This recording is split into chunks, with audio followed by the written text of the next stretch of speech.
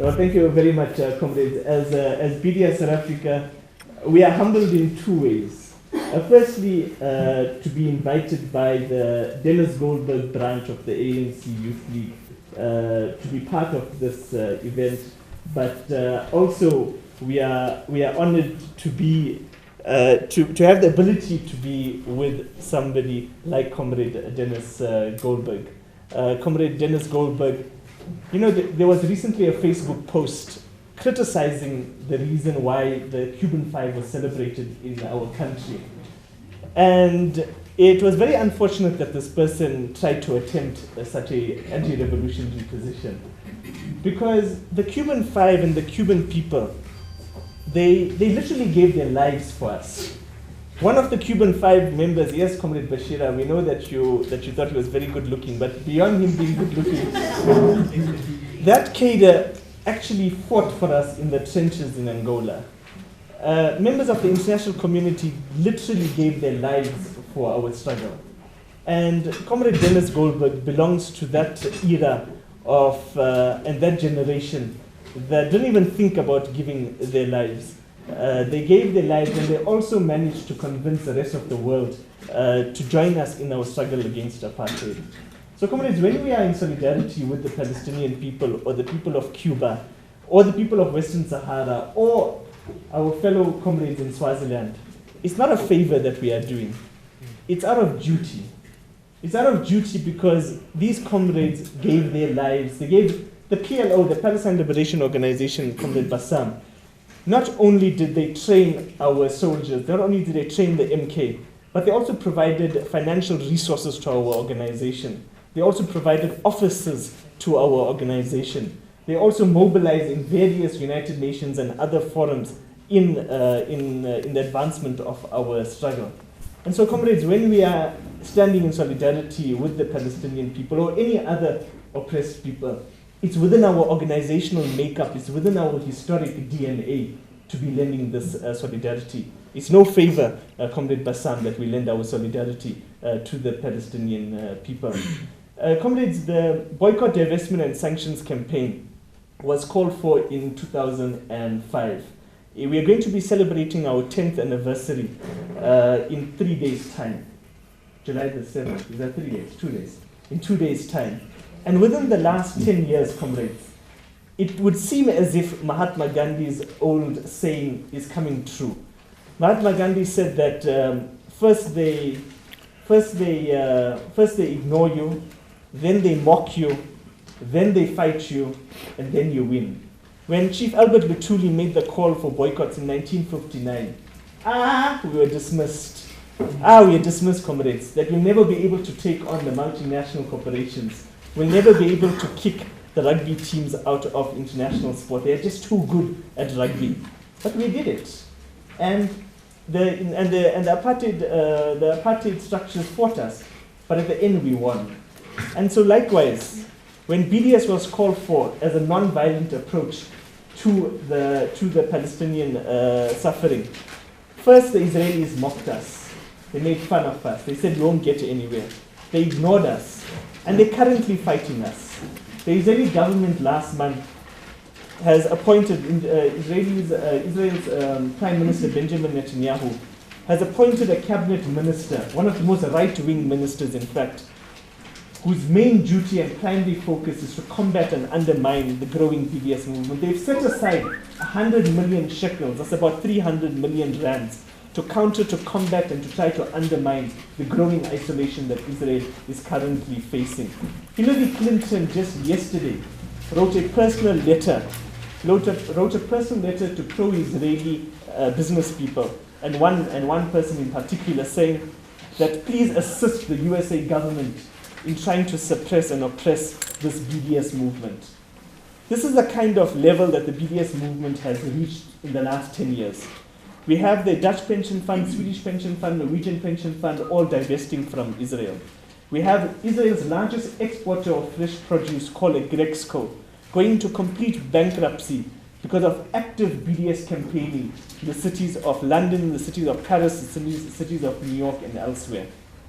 We have, for example, the United Church of Christ last month with over 1 million members, 5,000 churches, an investment portfolio of $4 billion that has divested from Israeli companies. You have the Methodist Church last year and the Presbyterian Church that have also divested from Israeli companies, in particular G4S Security, because of its involvement in Israel. Locally in South Africa, you have the University of Johannesburg terminating its relations with Israel in 2011. You have one of the most significant agricultural companies in South Africa, called Carsten Farms, that terminated its relations because of a call from BDS, from various BDS organizations.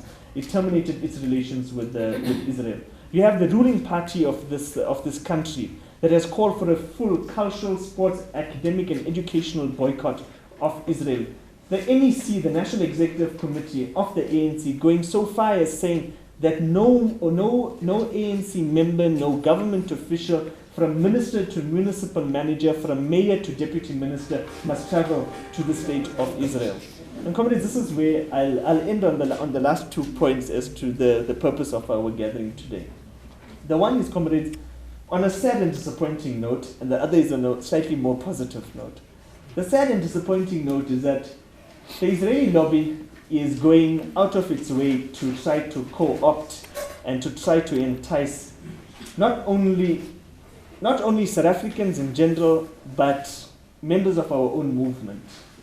The Israeli government is using tactics and tricks from the old apartheid government. They are giving fully funded trips. Sorry, maybe come Vuyo if you want to join us in the front. I assume you're representing the PC. Sorry, leader. Comrades, the Israeli lobby is using the tactics of the apartheid strategy of approaching single members and offering them fully funded trips to Israel, 5-star accommodation trips, and what Comrade Obakeng, they're trying to suggest that no, these trips are for religious purposes.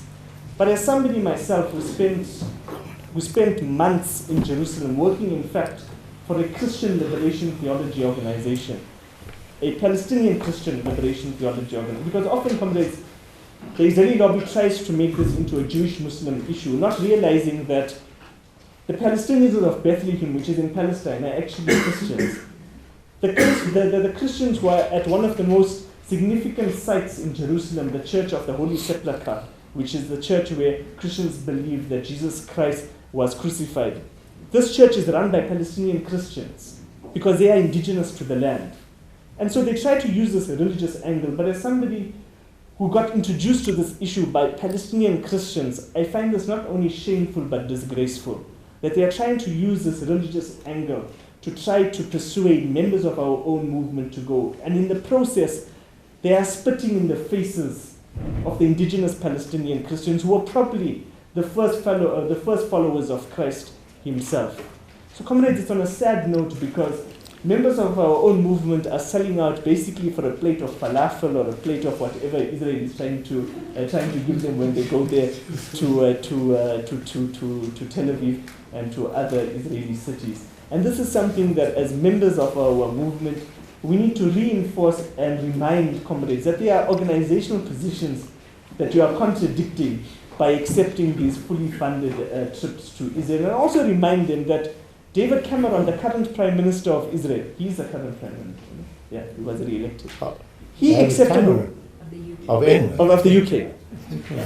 And he accepted one of these trips in the 1980s.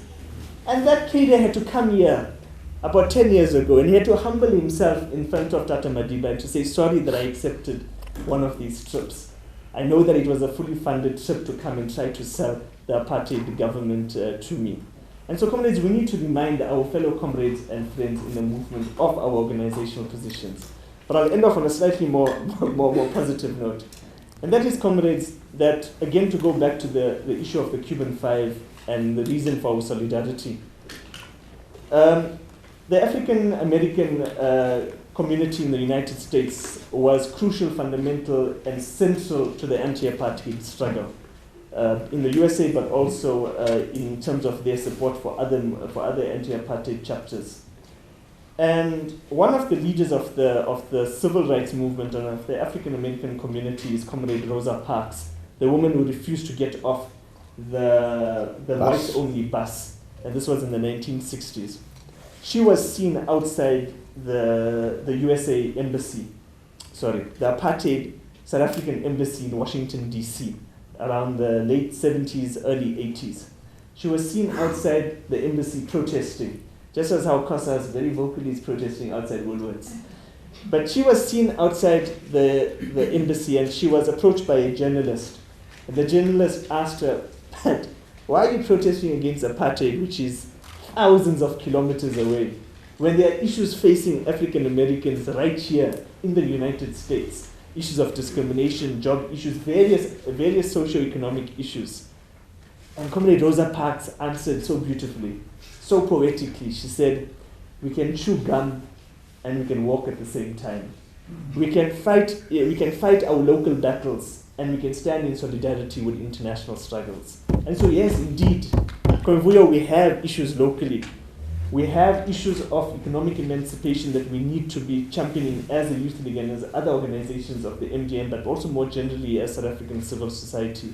But at the same time, we have it in us, I am convinced, we have it in us, Comrade Dennis, to lend our solidarity to international struggles, because it actually doesn't mean much to lend solidarity to the Cuban people or the people of Swaziland, or indeed the Palestinian people. Amandla!